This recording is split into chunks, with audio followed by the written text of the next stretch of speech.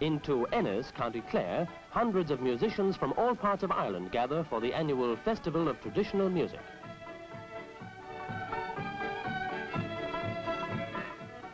The oldest form of Irish bagpipes are called uilleann pipes.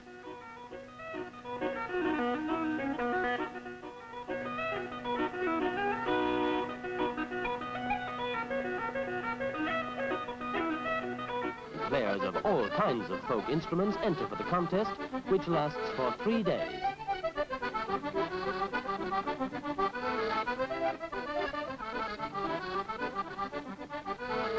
And after the formal events comes the best part of the fun, the impromptu sessions, which start up in the streets and in the houses and carry on into the small hours of the morning.